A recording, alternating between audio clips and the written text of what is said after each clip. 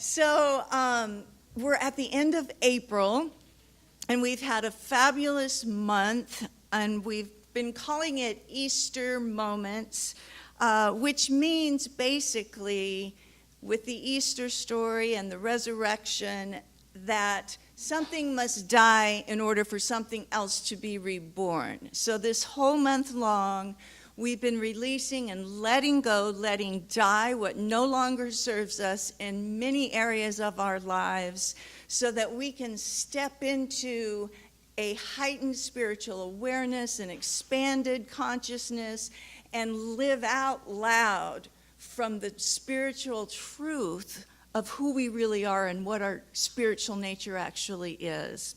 So this week we're going to conclude that by speaking about the body temple, which is one of my favorite topics to talk about. And I know that you all are going to be so blessed by hearing it.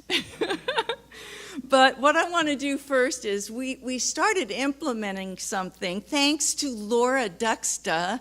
I just love you all. I love, and Mary Malone, you all are making me a better minister, so please continue to make suggestions and just say when I do something good, and you can just sort of forget when I don't. But I want to know. I want to be good. I want to be better than I are. So anyway, she suggested, give them an activity every week, something to do, to practice, so that the Sunday lesson gets taken into their lives and really gets anchored in.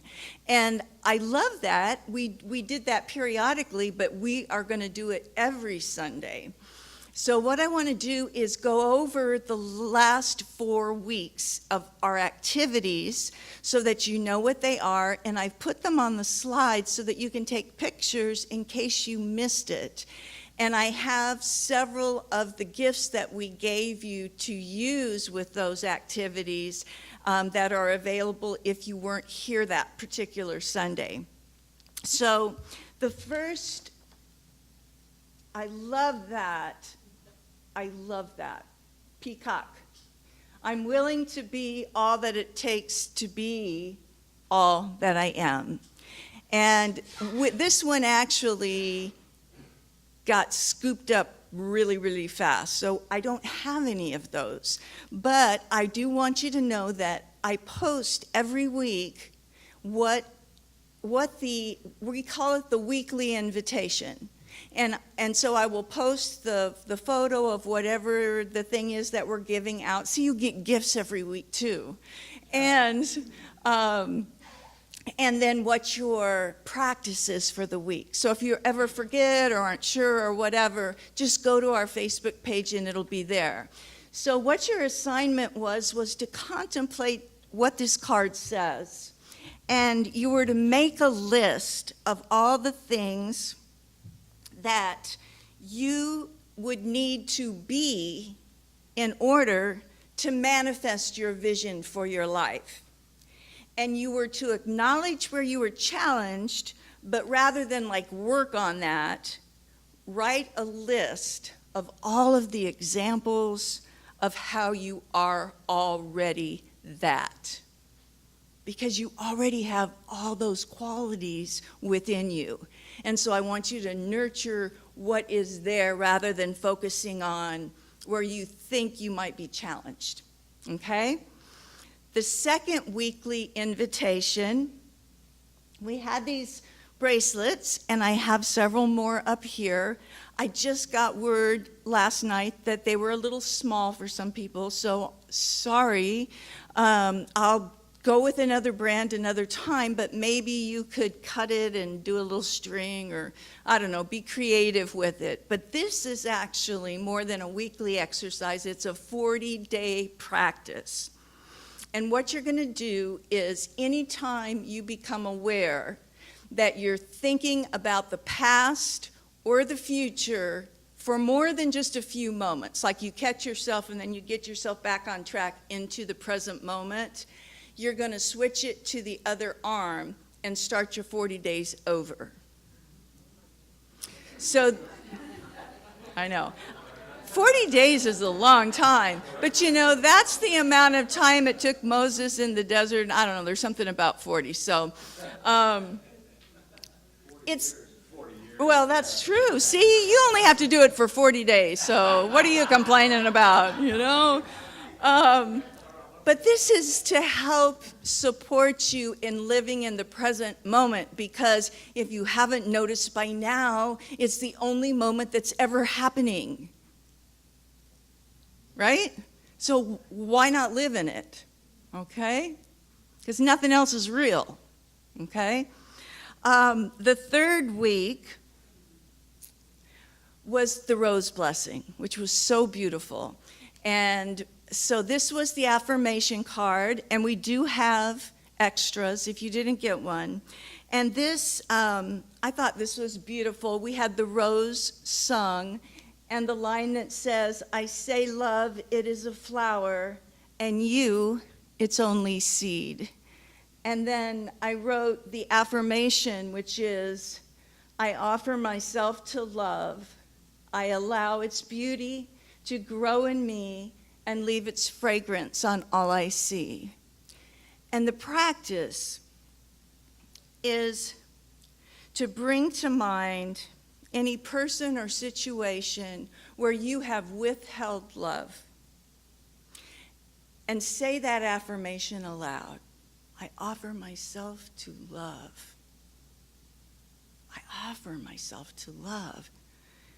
And then go into the silence and do your meditation. And then anytime during the week where you feel yourself contract, resist, or withhold love, you're to remember to say this affirmation and just kind of feel the expansion happen, and then just say thank you. Just say thank you. All right, and then the fourth week, which was last week, we had a whole bunch of greeting cards. And everybody wrote on the greeting cards something about prosperity, a prosperity affirmation of some sort, or something that was true about abundance and prosperity.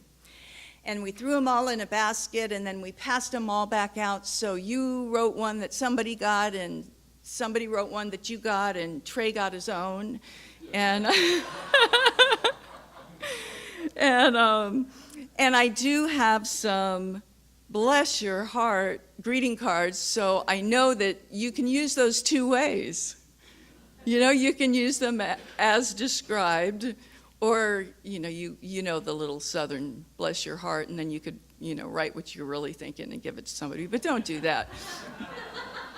Not with our people anyway. Just people outside, that's fine.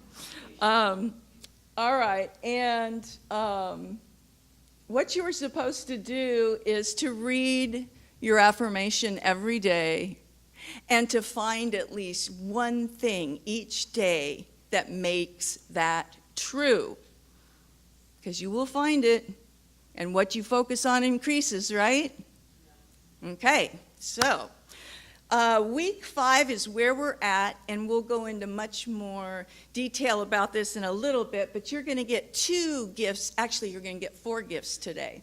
You're going to get 2 You Are Beautiful stickers and 2 affirmation cards, I Am Light. And the reason we give you 2 of everything is so that one is for you and one is for you to give away, so that you are consciously spreading love and beauty. Okay? So we always want to, as we receive, we want to give. We just want to keep that channel flowing. Okay? And what you're going to do, I'll just tell you right now what the assignment is going to be. You're going to use the affirmation card, I Am Light, and what it says on it, which will come to mean a whole lot more to you a little bit later, as your prayer at the main meal of every day, to just have that prayer card there and to say that as your prayer before you eat. And then to take the You Are Beautiful sticker and put that on your mirror. Everybody game for that? Okay, good. All right, so Where in the world am I? Okay. Oh, thank you.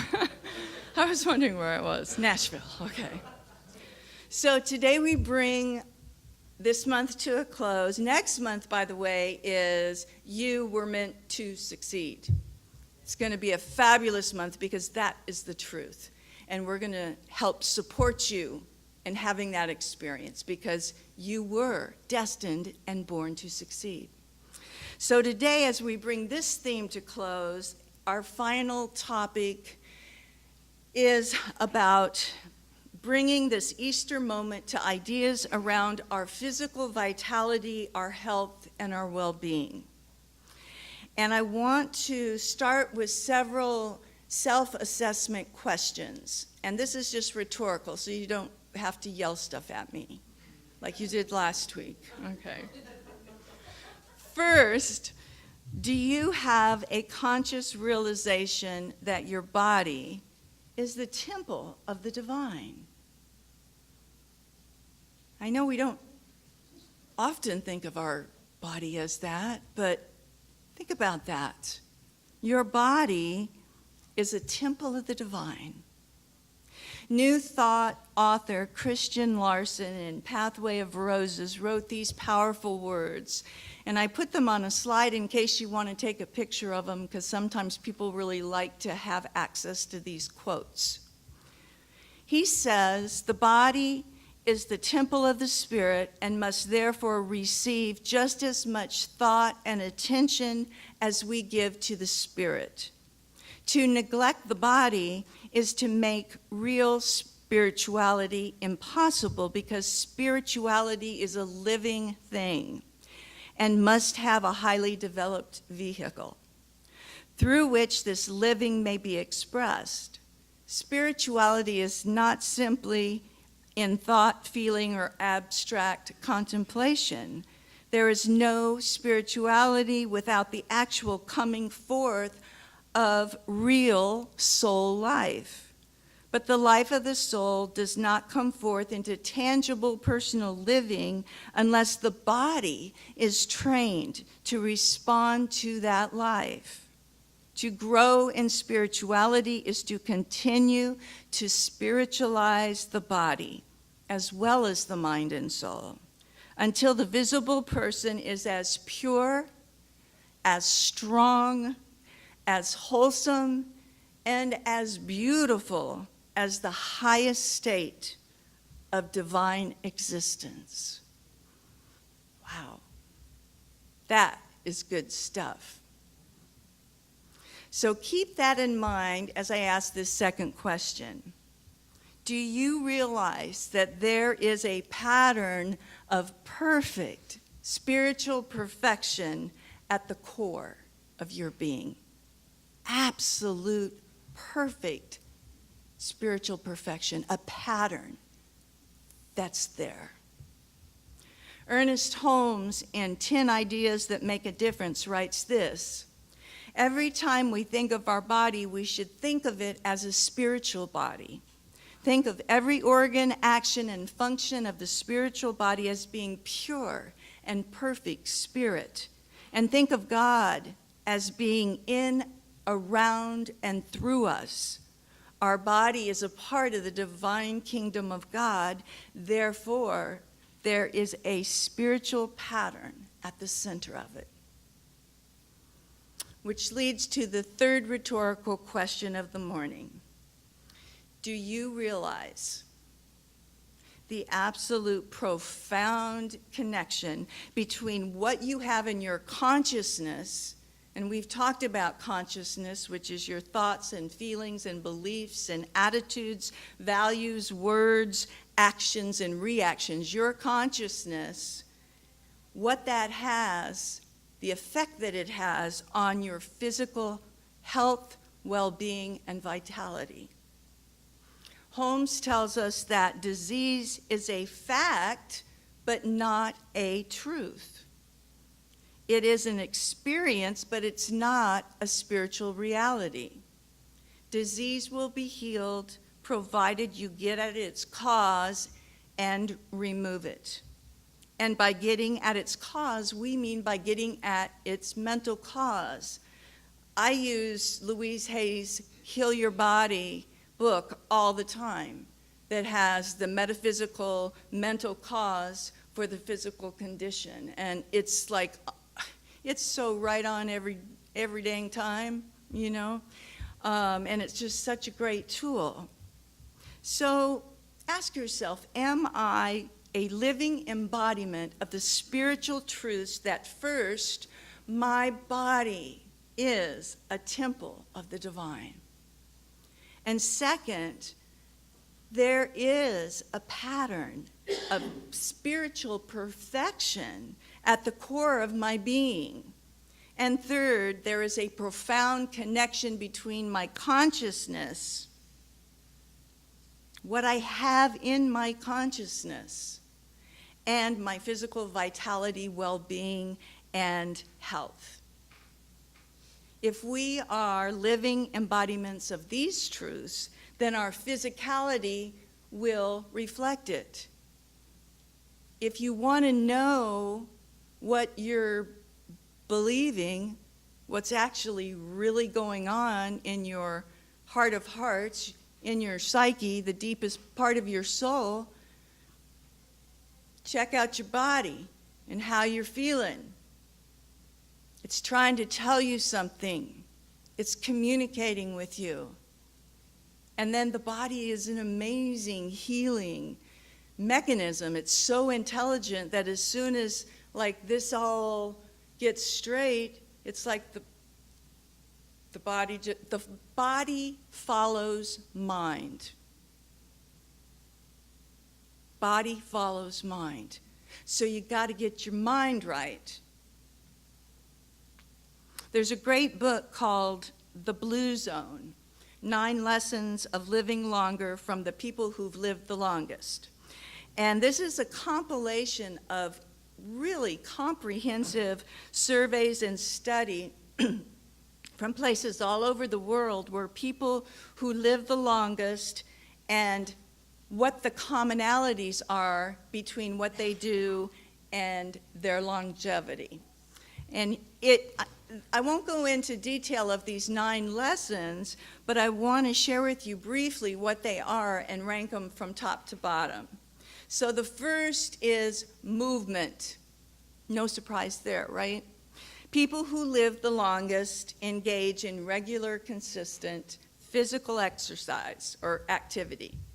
Not weekend warrior kind of stuff, but ongoing, consistent movement built into their daily routines that combine some aerobic, balancing, and muscle strengthening. And what I will add to that is stretching. Whew, so necessary. Yoga, stretching, whatever. Second and third relate to how they eat. People who live the longest take in 20% fewer calories than the average person. I just read a scientific study on this in Nutritional Living yesterday. It's completely fascinating. And they have a plant slant, meaning that they eat less meat and processed food. Could I have my drink, please? Oh, you're videoing me. I'm sorry, honey. But yeah, I really need a swig. Protein Plus, it's actually vodka.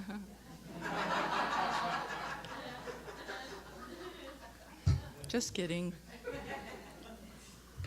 These ideas about movement and diet, said in a more blunt way in another book called Younger Next Year, their advice was simply this: exercise 6 days a week and quit eating crap. So there you have it.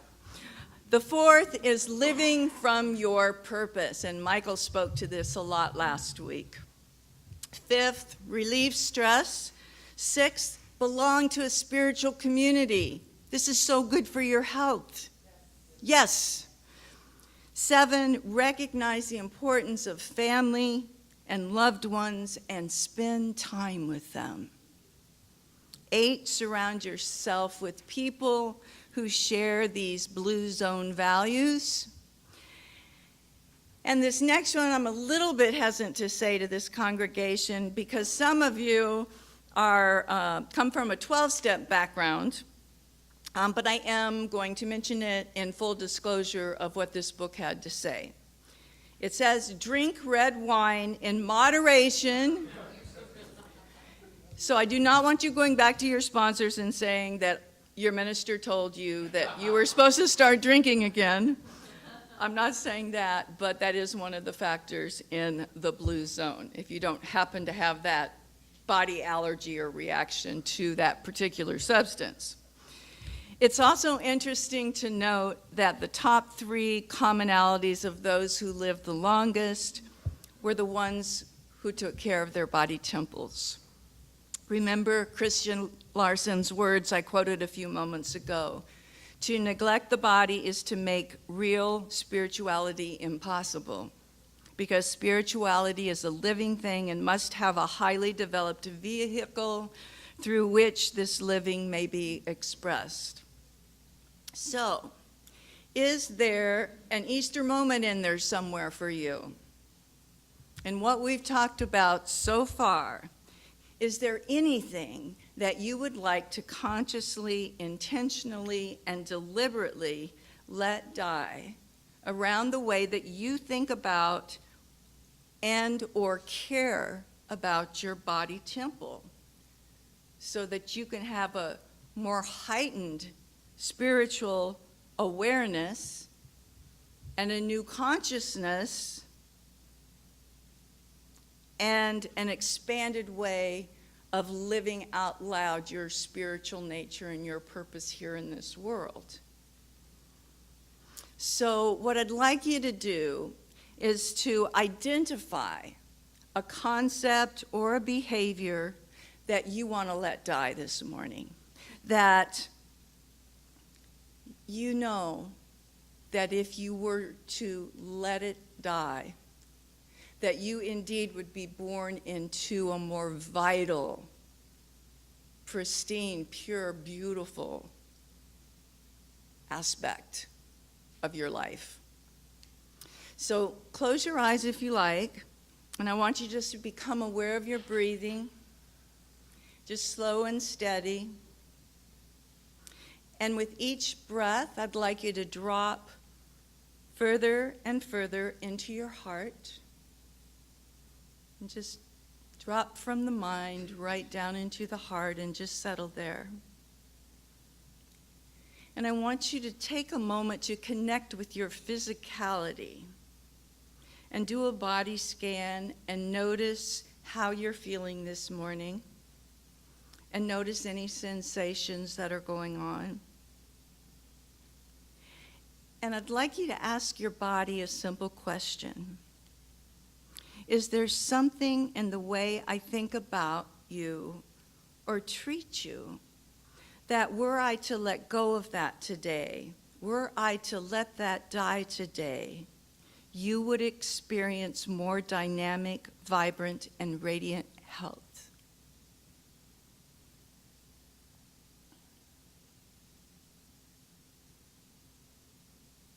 Ask your body, is there something in the way that I think about you or the way I treat you that were I to let it go today, were I to let it die, that you would experience more dynamic, vibrant, and radiant health?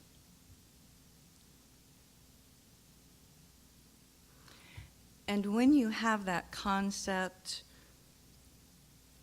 or behavior, I want you to visualize a hot air balloon and see the basket that's at the bottom of the hot air balloon, and I'd like you to place what you're going to let go of in the bottom basket of this hot air balloon. And then I'd like you to watch it disappear up into the sky. Now, what you should probably be noticing is that in your body, somewhere in there you're going to feel an open space because you just released that thought or that way of being around your body temple. So check in and notice where it is that you feel that space. Is it in your heart area, your solar plexus, in your shoulders? Where do you feel more spaciousness?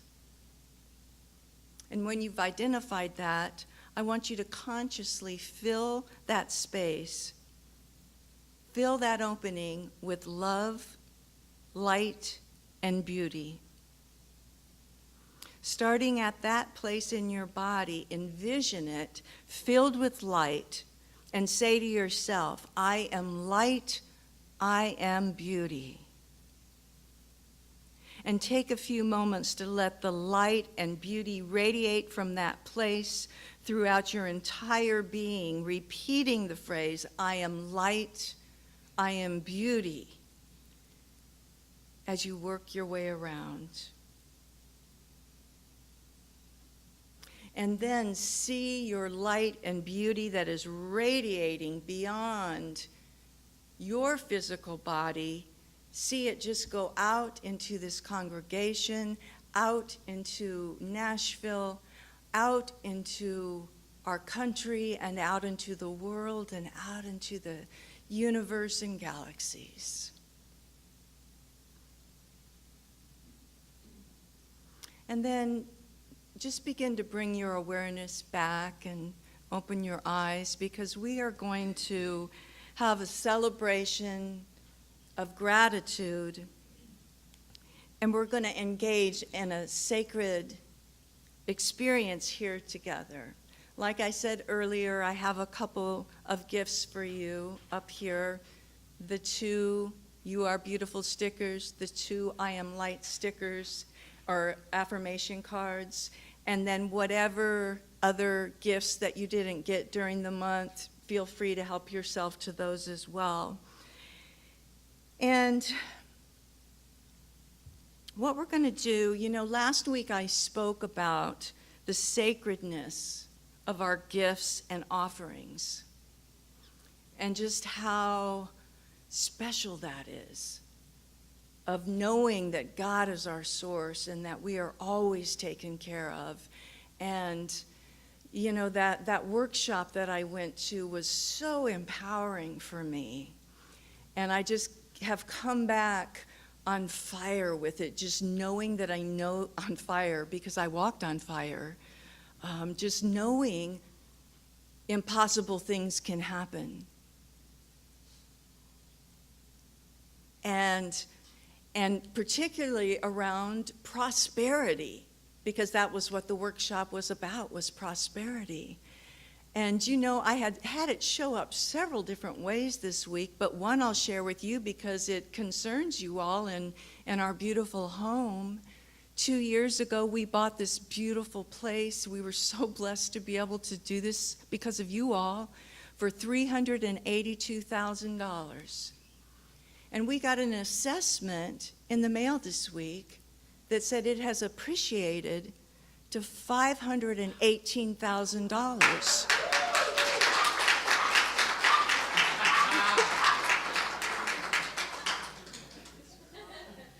I mean, that's pretty remarkable, So I'm just I just can't wait to see what God's going to do next.